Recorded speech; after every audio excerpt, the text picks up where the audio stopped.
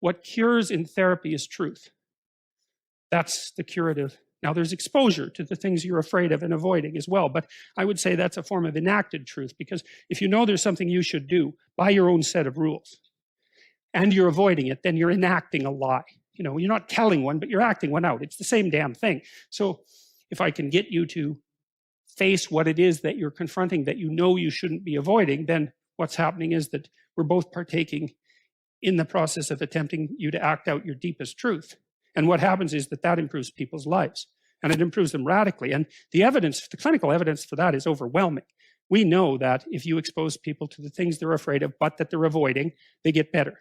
And you have to do it carefully and cautiously and with their own participation and all of that. But of all the things that clinicians have established that's credible, that's number one. And that's nested inside this deeper realization that the clinical experience is redemptive, let's say, because it's designed to address suffering, insofar as the people who are engaged in the process are both telling each other the truth.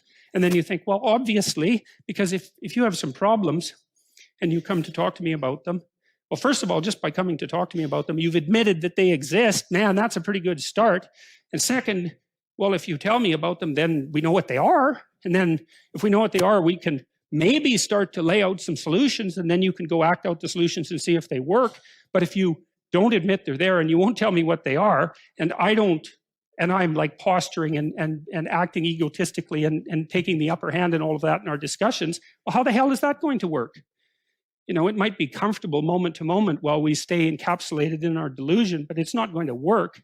So a lot of that seems, if you think it through, it seems pretty self-evident. And, you know, Freud thought that repression was at the heart of much mental suffering. The difference between repression and deception is a matter of degree, and that's all. It's technical. It's a technical differentiation. And Alfred Adler, who was one of Freud's greatest associates, let's say, and much underappreciated, I would say, he thought that people got into problems because they started to act out a life lie. That's what he called it, a life lie. That's worth looking up, because Adler, although not as charismatic as Freud, was very practical and really foreshadowed a lot of later developments in cybernetic theory. And of course, Jung believed that you could bypass psychotherapy entirely by merely making a proper moral effort in your own life. And Carl Rogers believed that it was honest communication mediated through dialogue that had redemptive consequences. And the behaviorists believe that you do a careful microanalysis of the problems that are laid before you and help introduce people to what they're avoiding. It's like all of those things to me are just secular variations of the notion that truth will set you free, essentially.